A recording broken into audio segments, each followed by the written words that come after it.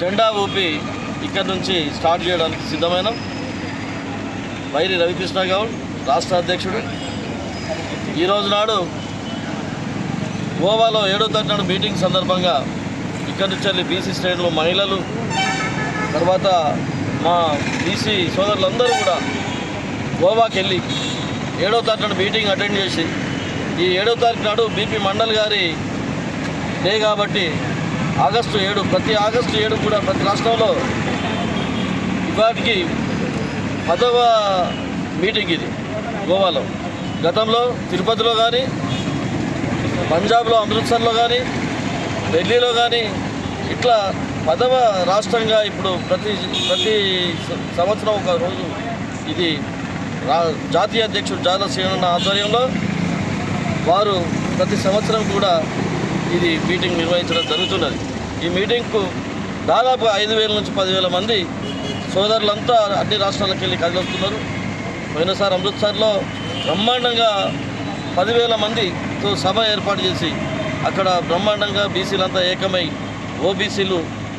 ఓబీసీల నాయకత్వం వర్ధిల్లాలని ప్రతి రాష్ట్రంలోనూ బీసీలంతా ఏకమై ఈరోజు అందరికి కూడా బీసీల పట్ల చిన్న చూపు ఉన్నది కాబట్టి అన్ని రాష్ట్రాల్లో కూడా మాకు రిజర్వేషన్ మేమెంతో మాకు అంత కావాలని ఉన్నతమైనటువంటి ఈ కులాల పెద్దలు బీసీ రెడ్డి కాకుంటే వెల్మ కాకుంటే రెడ్డి పరిపాలించి బీసీలను అరగదొక్కింది. మరి అరగదొక్కుడు దేనికి? మేము ఏమడుగుతున్నాం? మేము మా విద్యార్థులకు విద్యాపరంగా కానీ ఆరోగ్యపరంగా కానీ మాకు ఉద్యోగపరంగా కానీ తర్వాత మాకు ఈ ఎలక్షన్లలో రిజర్వేషన్ ఉంటే మా వాళ్ళు గొప్ప అవుతారు. మా వాళ్ళకు ఖచ్చితమైన మాకు అధికారం వస్తే మా బీసీలకు న్యాయం జరుగుతుంది, మా పిల్లలకు న్యాయం జరుగుతుంది, మా విద్యార్థులకు ఉద్యోగాలు వస్తాయి. మరి ఇట్లాంటి దానికి మీకు బాధ్యత లేదా? ప్రభుత్వాలకు బాధ్యత లేదా? ప్రభుత్వాలు ఇవ్వవలసిన అవసరం లేదా?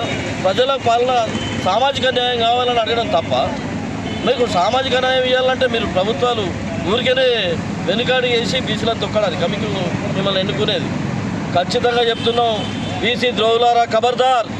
ఇక్కడ వరంగల్ గడ్డ నుంచి చెప్తున్నా, ఎవడైతే బీసీ ద్రోహి ఆపోజిట్ కావద్దని చేస్తాడో వాడిని తొక్కి మీదకెళ్ళి దాటుకుంటూ పోతామని తెలియజేస్తాం.